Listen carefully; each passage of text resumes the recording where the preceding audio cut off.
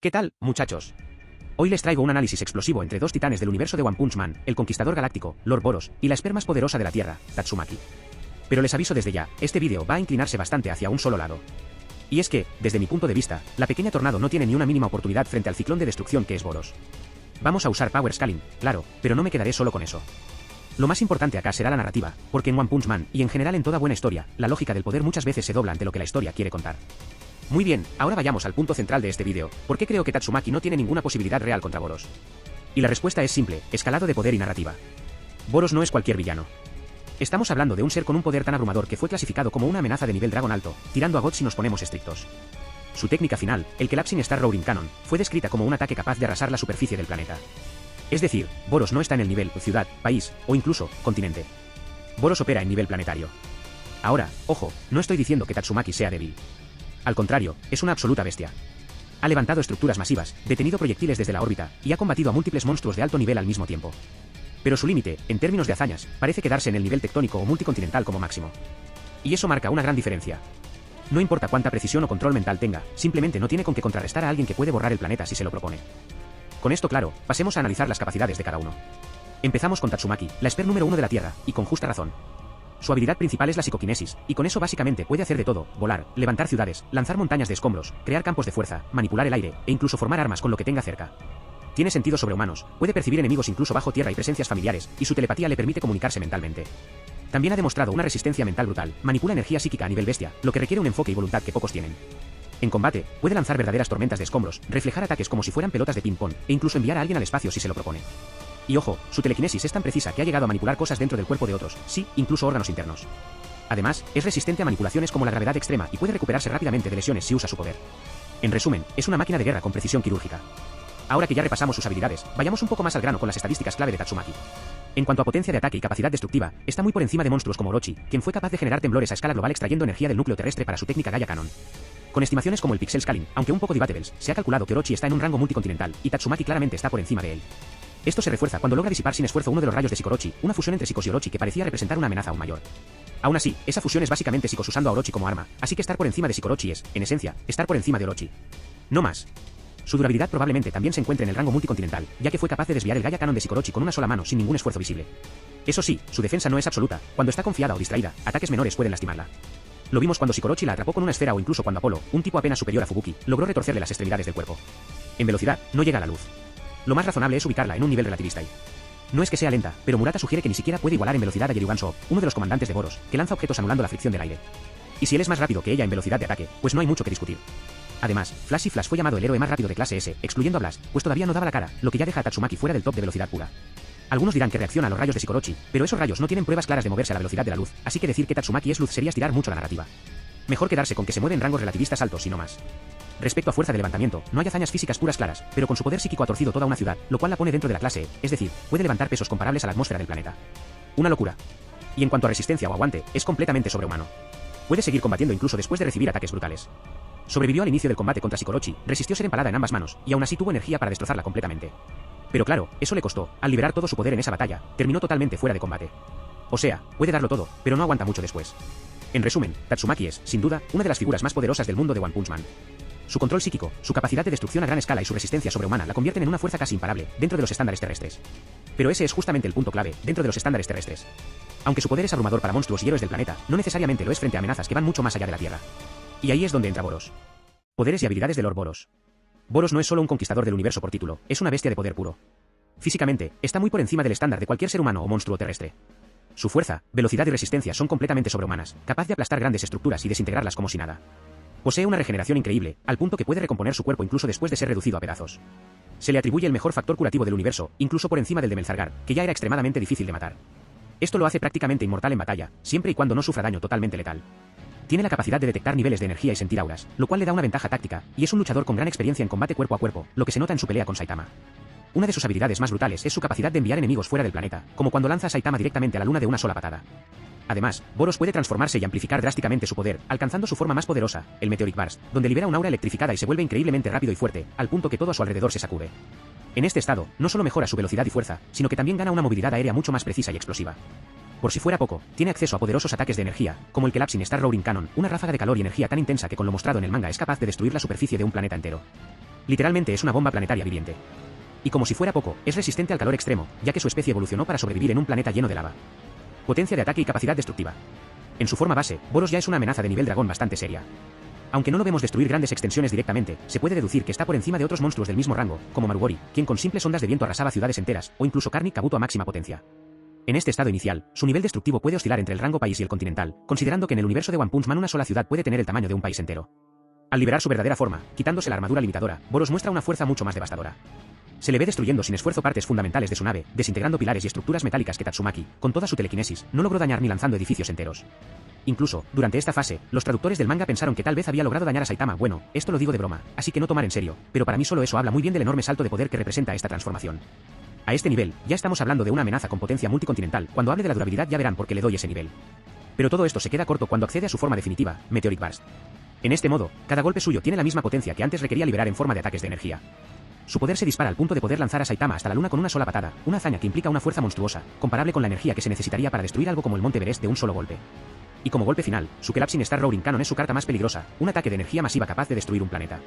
Aunque algunos discutan que quizás solo afectaría la superficie, eso sigue estando muy por encima del nivel de cualquier otro personaje en la serie, con excepción de Saitama y Blast. Ahora, defenderé brevemente la escala planetaria del cañón de estrella que colapsa. En el manga, Boros afirma que su ataque final, el Collapsing Star Roaring Cannon, es lo suficientemente poderoso como para arrasar con Saitama y con toda la superficie del planeta. Por su parte, la guía oficial, ilustrada por Murata y escrita por el propio One, autor de la obra, describe este mismo ataque como planetario, dejando claro que su potencial destructivo alcanza a todo el planeta, no solo su superficie. Entonces, ¿cuál de estas dos afirmaciones debemos considerar más válida?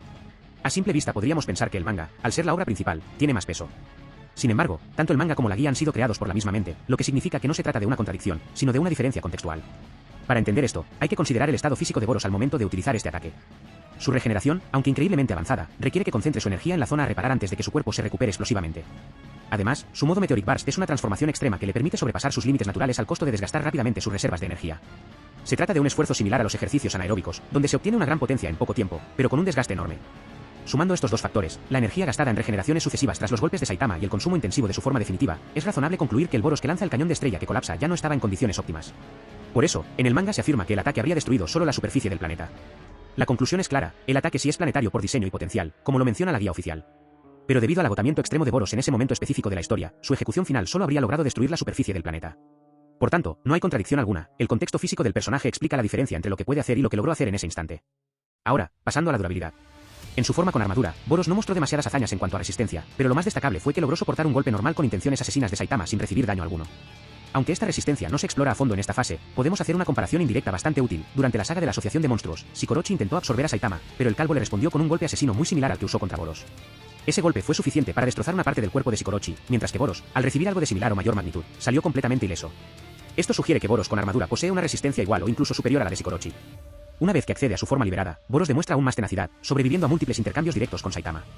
Aunque pierde un brazo, se mantiene en pie, lo que implica que fue capaz de resistir varios impactos del mismo nivel que el primero que recibió con armadura. Ahora bien, en su forma Meteoric Burst, Boros alcanza sus mayores hazañas defensivas. Se puede decir que es al menos tan resistente como Garou en su forma gárgola, considerando que Boros soportó otro golpe asesino de Saitama, incluso más potente que los anteriores. Esto se puede deducir del contexto. Cuando Saitama pelea contra Garou, le promete a Tareo que no matará al albino, por lo que nunca usa la misma intención asesina que si empleó con Boros. A pesar de que Boros fue destruido por los golpes normales consecutivos, Garou no lo fue, pero esto se debe únicamente a que los golpes contra Garou eran más contenidos. Por tanto, es razonable asumir que si Boros hubiera recibido los mismos golpes contenidos que Saitama le dio a Garou gárgola, los habría resistido sin explotar en pedazos. Otra hazaña de durabilidad, aunque involucra a su nave, también le otorga mérito. Cuando Saitama salta desde la luna y aterriza frente a Boros, genera una onda de choque multicontinental. Boros recibe ese impacto directo sin ningún daño aparente, solo retrocede ligeramente. A pesar de que algunos cálculos de pixel scaling pueden ser discutibles, esta hazaña, sumada a la resistencia comparable a Garou gárgola, refuerza la idea de que Boros puede aguantar ataques de magnitud multicontinental de forma casual. Velocidad. En cuanto a velocidad, Boros también presenta una evolución notoria en cada una de sus formas. En su estado base, al ser el líder de los ladrones de materia oscura, se asume con lógica que debe ser igual o superior a Yaryugan Soop, quien ya demuestra velocidad relativista plus mediante sus ataques telequinéticos. Este solo hecho posiciona a Boros base como una amenaza impresionante en términos de rapidez, incluso antes de liberar su verdadero poder. Al pasar a su forma liberada, Boros incrementa considerablemente su velocidad. Aunque Saitama seguía conteniéndose en este punto, se puede notar que comienza a tomarse el combate con más seriedad, enfocándose más que cuando enfrentó a Yaryugan Soop, cuyos ataques consideró una broma. Esta diferencia en la actitud de Saitama deja en claro que Boros liberado representa un desafío más considerable, tanto en fuerza como en velocidad. Finalmente, en su forma Meteoric Burst, Boros alcanza su máxima velocidad. En esta transformación, llega al punto de sorprender a Saitama con su rapidez, algo que pocos personajes en la serie han logrado. Esto consolida su velocidad como FTL, más rápida que la luz, como mínimo. Para reforzar esta afirmación, se puede establecer una comparación lógica con Garou monstruo con el puño perfeccionado, quien ya había superado a Platinum Sperm, un ser con velocidad FTL gracias a que es resultado de la unión de billones de células con cada una estando al nivel de un héroe clase A. Debido a su constante evolución reactiva, Garou perfeccionado supera con creces a su yo anterior, y si Boros puede compararse en combate directo con Saitama al mismo nivel de seriedad que Garou, entonces no es descabellado asumir que Boros alcanza una velocidad entre FTL y FTL+. En otras palabras, si Boros y Garou en sus formas máximas lograron que Saitama se enfocara completamente, es porque ambos tenían un nivel de velocidad tan alto que, al menos momentáneamente, rompían las expectativas incluso para alguien como el calvo con capa. Fuerza de levantamiento, desconocida, es mucho más fuerte que Melzargar y Doribas, mínimo clase G, como el rival más fuerte que Saitama había enfrentado hasta entonces, debería ser superior a monstruos como Karn y Kabuto. Clase G significa que podría levantar algo así como el peso combinado de toda la humanidad, una locura. Mínimo clase G, posiblemente más, con el Meteoric Burst, su energía latente impulsa su cuerpo, dándole una fuerza cinética que supera sus límites normales. Aguante, sobrehumano, nació en un planeta con condiciones climáticas extremas. Su pelea con Saitama duró 5 minutos y 20 segundos, que, siendo realistas, es una eternidad contra Calvo Invencible, y siguió luchando incluso después de perder un brazo. Luego su aguante va disminuyendo al usar la forma meteoro, esta forma consume su energía muy rápido, con solo un golpe y una patada ya quedó respirando pesadamente, pero aún así siguió peleando incluso después de que lo hicieran pedazos. Nota, Boros es un monstruo. Ni perder un brazo, ni quedar hecho migajas lo detienen. Eso sí, cuando activa el Meteoric Burst, se gasta rápido, pero el tipo no sabe rendirse. Entonces, con todo lo anterior en mente, así quedarían las escalas de poder de forma aproximada.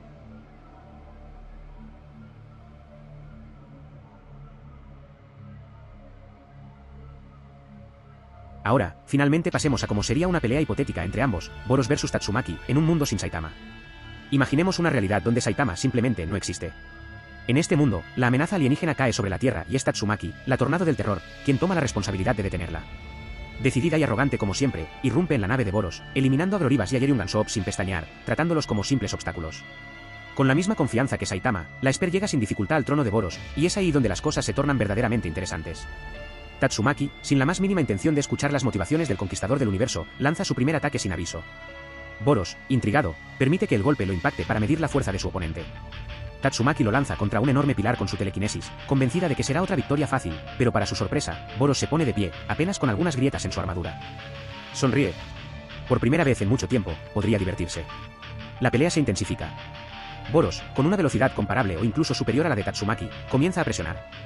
La Esper, protegida por sus barreras psíquicas, consigue mantenerse a flote. Pero la diferencia comienza a notarse, Boros no solo es veloz, sino que golpea con una fuerza descomunal. Tatsumaki, frustrada, canaliza una gran cantidad de energía para atrapar al alienígena y comenzar a aplastarlo con toda su telequinesis. Parece tenerlo, hasta que algo ocurre. Con un rugido de poder, Boros rompe su armadura y libera su verdadera forma. La energía liberada empuja a Tatsumaki y destruye su agarre telequinético como si no fuera nada. Con un estallido de luz y electricidad, Boros aparece ahora completamente desatado. Impresionante. Nadie me había llevado tan lejos, comenta, antes de lanzarse al ataque. La velocidad de Boros en este estado es simplemente abrumadora. Tatsumaki apenas puede seguirlo, y su única opción es mantenerse a la defensiva. Incluso con sus barreras reforzadas, los golpes comienzan a hacer mella. Boros la lanza por los aires como un balón de fútbol, estrellándola contra paredes, techos y suelos de la nave, causando daños masivos. Finalmente, un último golpe la atraviesa el techo y la lanza a la superficie de la nave, donde aterriza maltrecha y ensangrentada. A duras penas de pie, Tatsumaki escucha a Boros presumir de su regeneración. Con rabia e impotencia, desata un tornado psíquico colosal, usando escombros de la ciudad y de la propia nave para lanzarlos como proyectiles. Sorprendentemente, este ataque logra dañar a Boros y lo aplasta contra la estructura, destruyendo el núcleo de la nave y provocando su caída. El ataque es tan devastador que incluso algunos héroes clase S perecen en el proceso. Tatsumaki desciende con dificultad.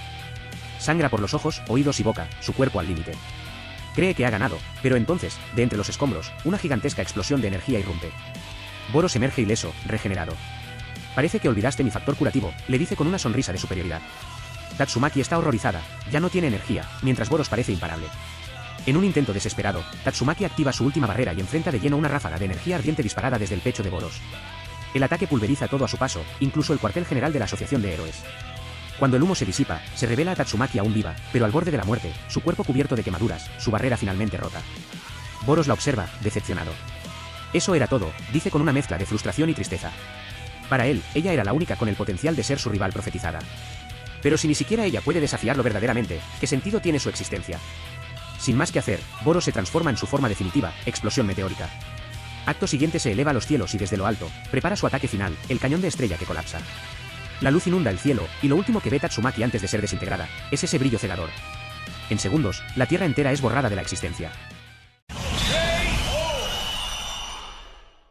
Después de esa derrota aplastante, no hay duda, un personaje de escala tectónica como Tatsumaki no tiene absolutamente nada que hacer frente a uno de escala subestelar como Lord Boros.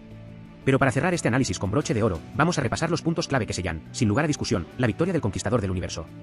Reflexiones finales. ¿Por qué Tatsumaki jamás podría vencer a Boros? 1. Diferencias de la velocidad. Un aspecto clave que no puede pasarse por alto es la velocidad. Aunque en su forma liberada Boros y Tatsumaki pueden compararse en términos de potencia de ataque, la gran diferencia es que Boros es significativamente más rápido. Boros en su segunda forma alcanza velocidades superiores a la velocidad de la luz, FTL, mientras que Tatsumaki, si bien es extremadamente veloz, se encuentra por debajo de este nivel. Esta diferencia brutal en velocidad no solo haría que Boros dominara el ritmo de la pelea, sino que también le permitiría atacar y esquivar con una facilidad que Tatsumaki simplemente no podría igualar. 2. Inmunidad a la telequinesis, fuerza física y fuerza de voluntad. Muchos se preguntan, ¿por qué Tatsumaki no pudo simplemente controlar el cuerpo de Boros y aplastarlo como a tantos otros? La respuesta está en el propio manga. Se nos da a entender que un gran nivel de poder y, sobre todo, una fuerza de voluntad poderosa, son capaces de contrarrestar la telequinesis. ¿Ejemplo directo? Saitama. En su pelea con Tatsumaki, ella no logró lanzarlo al espacio, a pesar de estar usando un ataque que debería haber sido letal para casi cualquiera. No te convence porque Saitama es Saitama. Perfecto.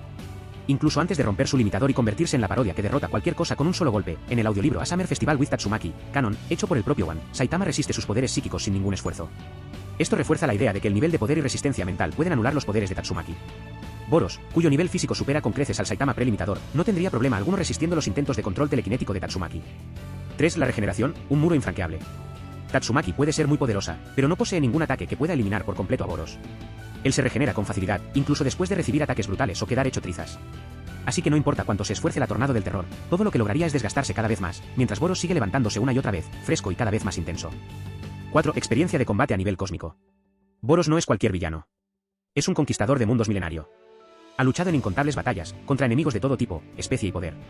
A diferencia de Tatsumaki, quien está acostumbrada a ganar con facilidad y rara vez se ve forzada a ir más allá de sus límites, Boros vive en el filo del combate extremo. Para ilustrar esto, en el capítulo especial del volumen 32, Reflexión, alienígenas que conocen a Boros intentan destruir la Tierra con una ráfaga de rayos con potencial planetario. Lo curioso es que tienen que alejarse para no salir afectados por la explosión, lo cual nos deja ver que el universo está lleno de amenazas de ese calibre, y Boros no solo las ha enfrentado, sino que ha salido victorioso. ¿Tatsumaki ha lidiado con algo siquiera cercano a eso? No, y antes de que mencionen la pelea con Saitama, simplemente a eso no se le puede llamar pelea cuando Saitama ni siquiera luchó y fue Tatsumaki que se agotó sola, y en caso de Shikorochi, el manga te muestra que Tatsumaki pudo acabarla desde un principio, lo que demuestra su falta de seriedad. 5. El propósito de Boros en la historia, un enemigo solo para Saitama. Y este es el punto más fuerte. Boros no fue creado como un villano común. Viene de una obra anterior de One llamada Taiyo Man, un manga perdido donde existía un jefe final tan poderoso que el propio One no supo cómo vencerlo y terminó cancelando la historia. Años después, ese personaje renació como Boros en One Punch Man, y esta vez, tenía a su contraparte perfecta, Saitama. Boros fue diseñado para romper el ciclo de la serie. A diferencia de todos los enemigos anteriores que eran derrotados con un solo golpe, Boros aguantó. Hizo que Saitama sacara su mejor movimiento, aunque con el mínimo esfuerzo. Esto se refuerza cuando el propio One ha dicho que solo Saitama podía vencerlo en ese punto de la historia. No Genos, no Van, no Tatsumaki, solo Saitama. Por lo tanto, si Boros fue introducido como el oponente destinado a hacer que el más fuerte de la humanidad se interesara en pelear, ¿qué le queda a Tatsumaki? 6. Boros como amenaza global real. Villanos como Baxin Man, Karmi Kabuto, Marugori o el Rey del Mar Profundo fueron todos enemigos que causaron problemas serios a los héroes, pero que Saitama terminó derrotando sin esfuerzo. Boros, sin embargo, era otra clase de amenaza. Si Saitama no hubiese estado ahí, Boros eventualmente habría bajado de su nave y aniquilado el planeta, simple y llanamente. Y es que mientras los demás eran amenazas locales o nacionales, Boros era una amenaza cósmica. Su sola presencia requería un protagonista del calibre de Saitama para enfrentarlo. Ahora, nuevamente reitero, puede que Blast también hubiese sido capaz de acabar con Boros, pero en ese momento en el se publicaron los capítulos del arco del Conquistador del Universo, no se sabía absolutamente nada de Blast, solo que se encontraba en otra dimensión. Conclusión final. Con todo esto sobre la mesa, no queda más que decir. Boros fue creado para representar lo que ningún otro enemigo en la serie había sido, una amenaza seria y absoluta. Por eso, por más poderosa que sea, Tatsumaki simplemente no tiene las herramientas, la resistencia, ni la narrativa a su favor para vencer al Conquistador Estelar. Déjame tu opinión en los comentarios. ¿Crees que Tatsumaki podría haber hecho algo más? ¿O estás de acuerdo en que, simplemente, Boros estaba en una liga completamente diferente? Este análisis fue hecho desde mi punto de vista, pero muchas de estas observaciones se basan en hechos confirmados y fuentes canónicas. Y con esto cierro el vídeo. Nos vemos en la próxima batalla hipotética, si es que queda algo del planeta para contarlo.